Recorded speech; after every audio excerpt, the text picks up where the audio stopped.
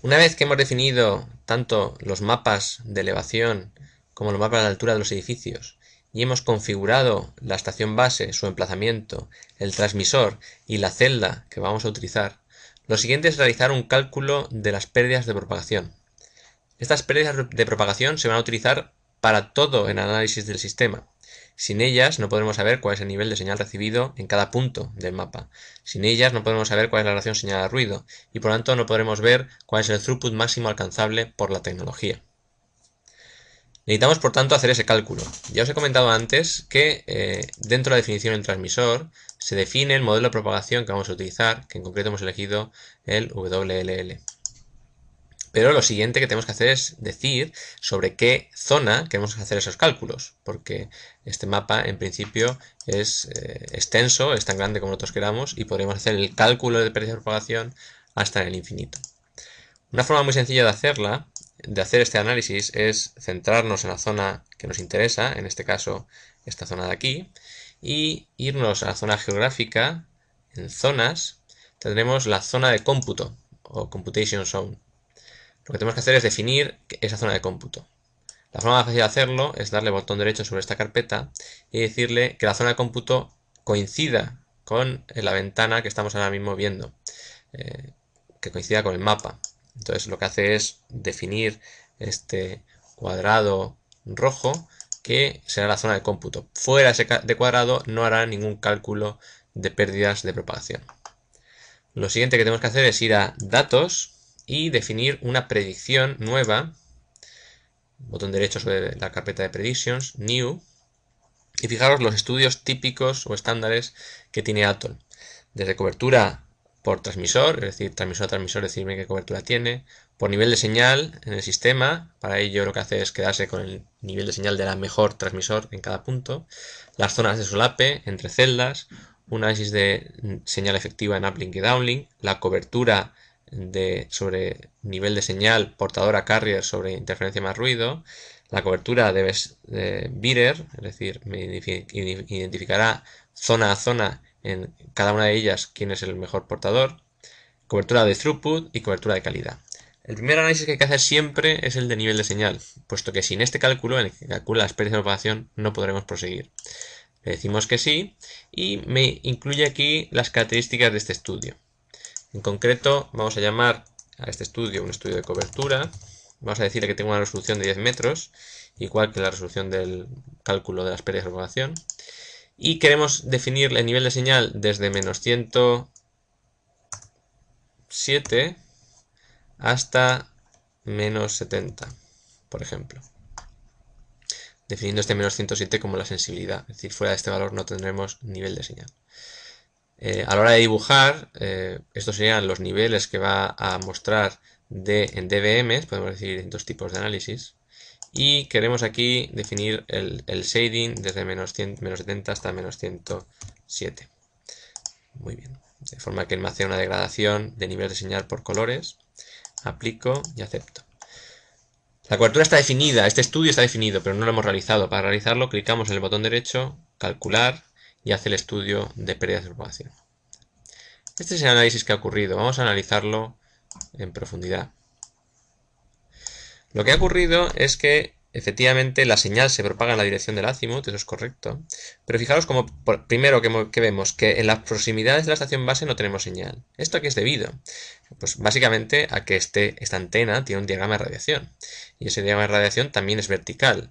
Y si os lo imagináis, ese diagrama de radiación, lo que ocurre es que muy próximo a 90 grados, es decir, a lo que hay justo abajo, el nivel de atenuación de la antena es muy grande. Por lo que está pasando aquí es que realmente esta antena siempre ocurrirá así cuando el punto es muy elevado, justo en la proximidad próxima no tenemos señal. Este efecto se ve claramente aquí.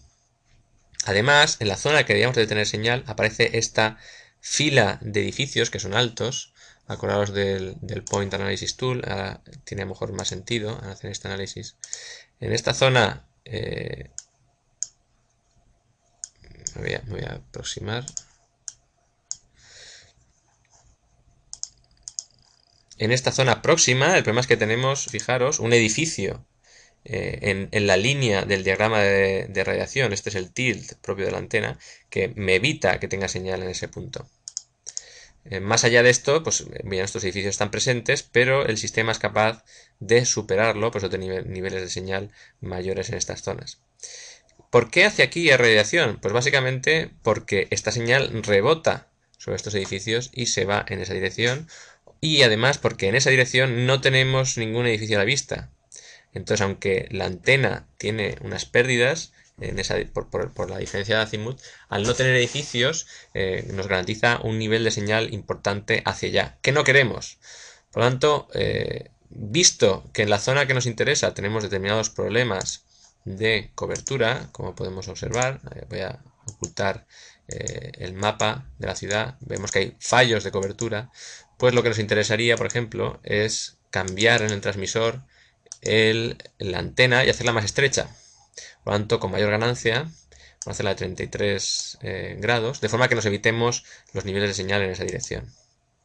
Aplicamos aceptamos y al haber cambiado las condiciones de propagación tenemos que recalcular la cobertura.